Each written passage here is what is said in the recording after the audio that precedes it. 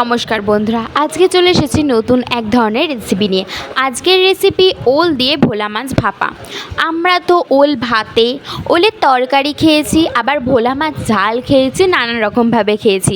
আজকে আমি সেই দুটো জিনিস দিয়ে এই রেসিপিটা করেছি, খুবই ভালো হয়েছে। তো এই রেসিপিটা কিভাবে করলাম তার জন্য পুরো ভিডিওটা দেখতে হবে। তো রেসিপিটা করার জন্য ওলটাকে সিদ্ধ করে নিয়ে ওর মধ্যে দিয়ে দিচ্ছি কাঁচা লঙ্কা, সর্ষে বাটা, দিয়ে দিচ্ছি পরিমাণ মতন হলুদ, পরিমাণ মতন নুন, দিয়ে দিচ্ছি সর্ষের তেল, আর দিয়ে দিচ্ছি টমেটো কুচি, দিয়ে সব কিছুকে একসঙ্গে খুব ভালো করে মাখিয়ে নিচ্ছি।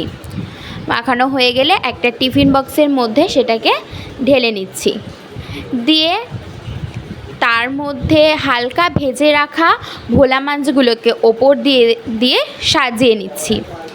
তারপর ওর মধ্যে চিড়ে রাখা কাঁচা লঙ্কা, ধনে পাতা কুচি, আর দিয়ে দিচ্ছি সর্ষের তেল, দিয়ে টিফিন বক্সের ঢাকনাটা বন্ধ করে দিচ্ছি। গ্যাসে আমি গরম জল বসিয়ে দিয়েছি। গরম জল হয়ে গেলে ওর মধ্যে টিফিন বক্সটাকে দিয়ে ঢাকনা বন্ধ করে ভাপা হওয়ার জন্য রেখে দিচ্ছি। ঢাকনাটা খুলে নিয়ে টিফিন বক্সটা খুলে ওপর দিয়ে একটু কাঁচা লঙ্কা আর ধনেপাতা কুচি ছড়িয়ে দিলে রেডি আজকের রেসিপি ওল দিয়ে ভোলা মাছ ভাপা। রেসিপিটা কিন্তু বাড়িতে করে দেখবেন, খুবই ভালো লাগবে। তো আজকের রেসিপিটা কেমন লাগলো কমেন্ট করে জানাবেন।